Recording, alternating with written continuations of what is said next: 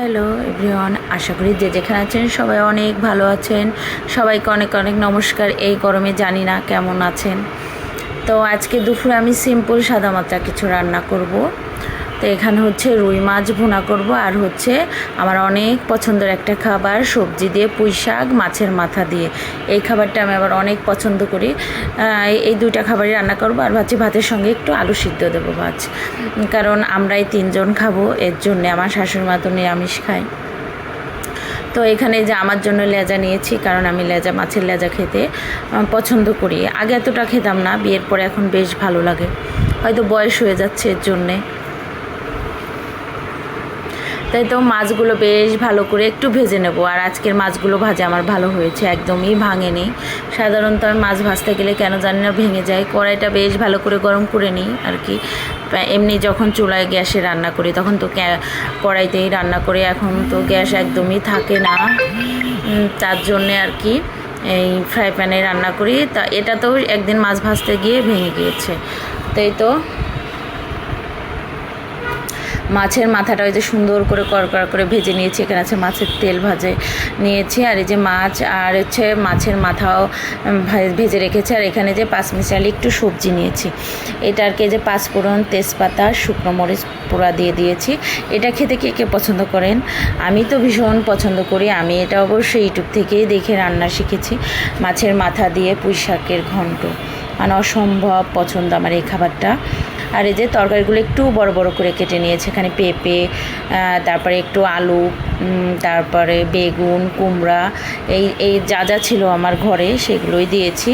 তো এখানে সব সবজিগুলো একসঙ্গে দিয়ে সাথে পুঁই ডাঁটাগুলোও দিয়ে দিয়েছি। যা পুঁই ডাঁটা তো একটু সিদ্ধ হতে সময় লাগে, এর জন্য তরকারির সাথে ঢেকে ঢেকে বেশ ভালো করে কষিয়ে নিচ্ছি।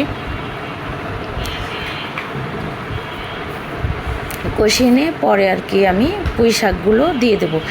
আর এইভাবে ভাজতে ভাজতে ঢেকে দেখলাম বেশ সফট হয়ে গেছে, তরকারিগুলো একদম নরম হয়ে গিয়েছে।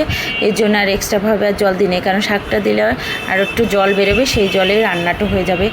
আর আমি হচ্ছে শাক দেওয়ার পরে আর কি মনে পড়ছে যে আমি এর মধ্যে একটু জিরা বাটা আর আদা বাটা দেবো, আর একটু কাঁচামরিচও বাটা দিয়েছিলাম।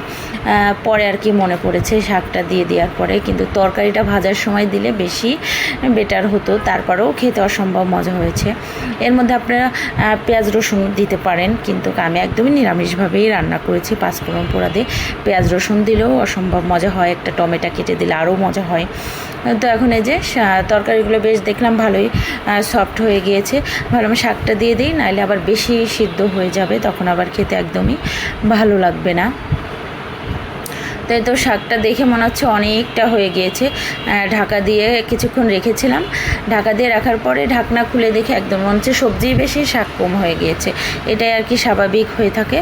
এই তো শাকটা দেখেন কমে গিয়েছে। আর এই যে আমি এখন একটু আদা বাটা, রসুন বাটা আর কি দিয়েছি, একটু কাঁচামরিচ বাটা দিয়েছি। এটা দিতে আমি ভুলে গিয়েছিলাম। আপনারা সবজি কষানোর সময় দিতে পারেন। যদি আমার এই রান্নাটা ভালো লাগে, কেউ ট্রাই করতে চান, তাহলে এইভাবে রান্না করে খেয়ে দেখতে পারেন, অসম্ভব মজা লাগে।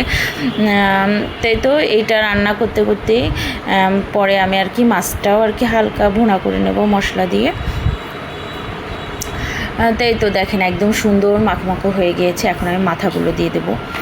মাথাগুলো আমি এত অনেক সুন্দর করে ভেজে নিয়েছি, একদম মচমচা করে পুরো মাথা। মানে এখন এই যে একটু ঢেকে দেবো, ঢেকে দিলে আর কি একদম মাথাটাও নরম হয়ে এর সঙ্গে আমি মিশিয়ে দিয়েছি ভেঙে।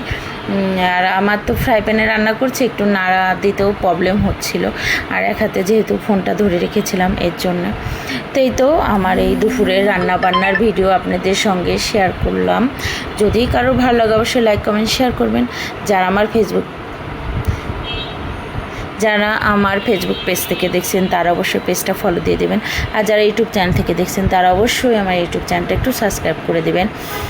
তাই তো দেখেন মাছের মাথা দিয়ে পুঁই শাকের ঘন্টটা কী যে লোভনীয় লাগছে, খেতে কিন্তু অসম্ভব মজা হয়েছে। আর এটা হচ্ছে কয়েকদিন আগেই ভিডিওটা করেছিলাম, কিন্তু শেয়ার করা হয় না, এর জন্যে আজকে শেয়ার করে দিলাম। আর এখানে আমি সব পদের মশলা দিয়ে একটু গরম মশলা দিয়ে ভালো করে কষিয়ে নিয়েছি, পরিমাণ মতন জল দিয়ে। জলটা ফুটে গেলে মাছটা দিয়ে ঝোলটা নামিয়ে নেব। এই দুপুরের রান্নাবান্না একটু আপনাদের সঙ্গে শেয়ার করলাম। এই তো মাছটা আর কি মশলাটা বেশ ভালো করে কষিয়ে নিচ্ছি। আমি একটু এখানে লাল মরিচের গুঁড়াও দিয়েছি, সাধারণত আমি দিই না কারণ আমার হাজব্যান্ড একদমই পছন্দ করে না মরিচের গুঁড়া খেতে। না তো মাঝে মাঝে খেয়ে আর কি ঝোলটার কালার আসলে একটু ভালো লাগে, ভালো একটু কালার হলে এই জন্যেই আর কি দিয়া। তো ভালো করে আর কি। আর এই ফ্রাই প্যানটা না আমার একদম সাদা ছিল, রান্না করতে করতে ইয়েলো হয়ে গিয়েছে, মাজলেও ওঠে না আর কি। মাছগুলো বেশ ভালো করে ভাজা তো, এই জন্য ঝোলটা ফুটে গেলে মাছটা দিয়ে দিয়েছি। এই তো মাছটা